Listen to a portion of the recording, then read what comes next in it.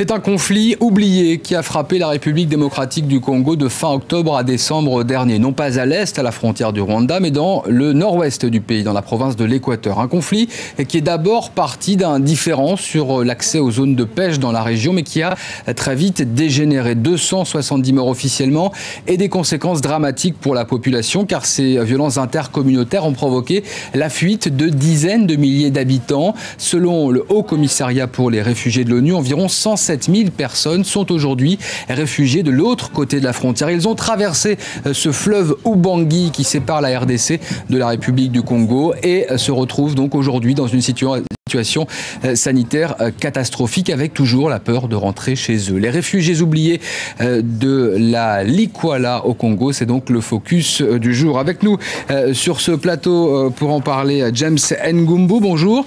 Bonjour vous êtes journaliste, secrétaire général de l'association de la presse panafricaine APA. Alors vous allez nous livrer votre analyse de la situation. C'est une région que vous connaissez très bien. Mais d'abord, on va partir tout de suite rejoindre au Cap Eva Gilliam. Eva, bonjour, vous êtes allée à la rencontre de ces réfugiés au Congo. On va voir votre reportage dans un instant. Il faut peut-être d'abord rappeler que la situation de ces réfugiés, elle n'est pas vraiment nouvelle. C'est une population qui a déjà été habituée à l'exil. Hein.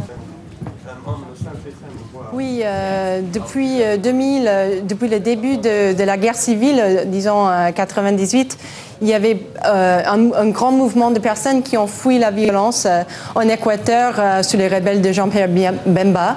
Et donc, ils ont passé près de 8 ans, plusieurs des réfugiés, près de 8 ans là, à Likwala, en République du Congo. Ils étaient repatriés seulement en 2008 par le UNHCR. Et donc, maintenant, ils se trouvent dans la même situation. On va tout de suite regarder votre reportage. 107 000 réfugiés en tout. Ils sont installés dans des conditions très précaires le long de ce fleuve Ubangi qui sépare les deux pays, dans des camps forcément très difficiles d'accès. On regarde votre reportage. Nous sommes ici dans le camp de Falco, district de Betou, au Congo-Brazzaville. Ces réfugiés sont originaires du pays voisin, la République démocratique du Congo, de l'autre côté du fleuve Ubangi. Depuis 4 mois, ils fuient les violences interethniques qui déchirent leur région. Un conflit qui a failli coûter la vie à Makele. Ce matin-là, nous étions dans le bateau en direction de la ville d'Eboko quand des hommes en armes de l'ethnie Lobala ont ouvert le feu sur notre bateau. Beaucoup de gens ont été tués, parmi eux ma sœur aînée. Ma fille Ruth a eu une balle dans la jambe. Makele a finalement réussi à franchir le fleuve avec ses 6 enfants. La petite Ruth a survécu à ses blessures mais perdu sa jambe. Ce jour-là, les hommes armés nous ont attaqués alors qu'on prenait le bateau. J'ai reçu une balle dans la jambe et après on a dû m'amputer. Depuis octobre 2009, les Nations Unies ont recensé 117 000 réfugiés au Congo-Brazzaville, dispersés sur plus de 300 km le long du fleuve Ubangi. La population de certains villages a été multipliée par 4. Et bien que le Haut Commissariat aux réfugiés, l'UNICEF et d'autres ONG assurent la distribution des produits de base, la situation humanitaire reste préoccupante. C'est une urgence alimentaire. Même si au jour d'aujourd'hui, les pourcentages de malnutrition ne sont pas alarmants, ils sont entre 2 et 3% d'après une étude qu'on a fait début janvier. On pense que ça risque de se transformer en urgence alimentaire s'il n'y a pas de réaction de la part du Programme alimentaire mondial. Les organisations humanitaires ont construit des écoles et distribué des kits d'éducation à près de 3000 enfants dans 15 sites différents.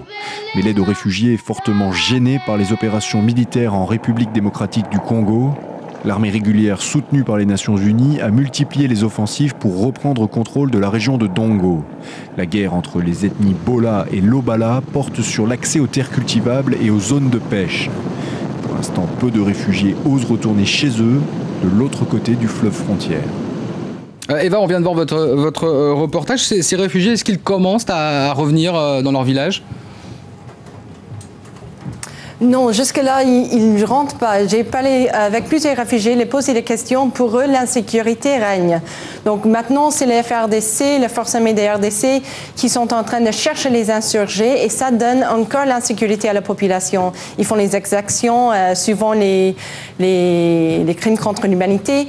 Et pour la population locale, c'est hors de question de rentrer maintenant. Merci beaucoup pour ces précisions. Merci également pour votre reportage, Eva.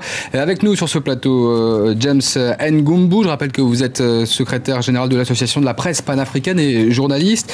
Ce conflit, il est parti d'un différend autour de la propriété, autour d'un étang. C'est un conflit interethnique ? Oui, absolument. Moi, je crois qu'il y a d'abord deux choses, il faut préciser.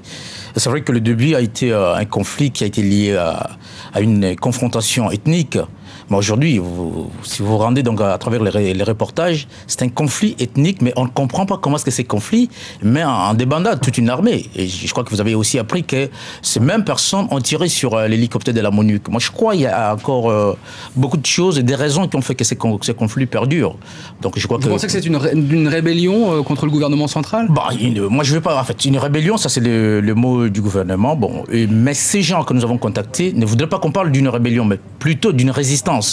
Parce que ce qui se passe au Congo, à Dongo, on les trouve aussi partout dans des régions congolaises, notamment au Kivu, à l'Ituri et ailleurs. Donc c'est pas vraiment une rébellion, mais c'est une résistance. Est-ce que c'est une rébellion ? Je dirais oui. Pourquoi ?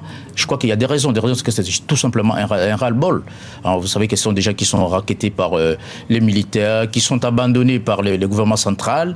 Et là, vous savez qu'ils ne peuvent pas retourner. Donc c'est quelque chose qui est un peu difficile à expliquer, à mon avis. Donc vous faites un parallèle entre ce qui se passe aujourd'hui dans le Nord et ce qui se passe à l'Est, même si la situation est différente. En tout cas, ce sont des conflits interethniques qui se ressemblent avec l'absence du gouvernement central. Effectivement, parce que ce qui se passe aujourd'hui à Dongo me rappelle encore ce qui a commencé dans l'Est de la RDC. Donc vous vous rappelez, en 96, c'était quelque chose qu'on a dit, c'était juste tout simplement un soulèvement de l'ethnie Banyamulenge. Et la suite, aujourd'hui, on sait là où nous sommes.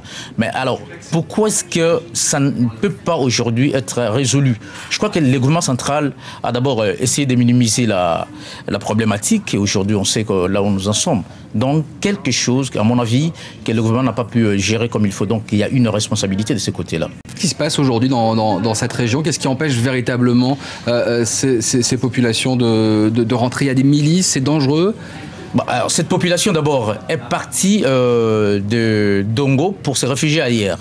Et vous savez qu'il y a d'abord environ 55 localités qui ont été brûlées. Et des morts, au-delà de 300 même, et parmi lesquels il y a aussi de militaires. Donc aujourd'hui, comment est-ce que ces gens peuvent rentrer? Ça, on a suivi les reportages. Quand on sait qu'il n'existe aucune infrastructure, les maisons ne sont pas là, les écoles ont été brûlées, et même, semblerait-il, certains postes administratifs ont été brûlés. Donc je vois très mal comment est-ce que ces gens peuvent rentrer aujourd'hui. Donc c'est ça la question qu'on se pose. Le gouvernement de Kinshasa s'inquiète de la situation de ces réfugiés? Le gouvernement de Kinshasa s'inquiète de la situation des réfugiés. Bon, je dirais oui et non. Et vous savez rappeler que c'est le président Denis Sassou Nguesso qui a présenté la question lors des assises de l'ONU. Donc c'est le Congo-Brazzaville qui a parlé de la situation du Congo. Pendant qu'il y avait des autorités congolaises d'en face de la RDC qui ont assisté à la réunion. Vous voyez, c'est ça un peu la difficulté à comprendre. Est-ce qu'aujourd'hui, le gouvernement congolais est-il vraiment impliqué dans la situation? La réponse est difficile à donner. Merci beaucoup. J'ajoute que plusieurs dizaines de milliers de personnes ont aussi fui à l'intérieur du pays, des réfugiés intérieurs, à l'intérieur de la RDC. Merci d'avoir été avec nous ce matin pour nous aider à mieux comprendre cette situation de ces réfugiés oubliés. Merci d'avoir été avec nous. Merci à tous de nous avoir suivis. Restez avec nous, l'information continue sur France 24.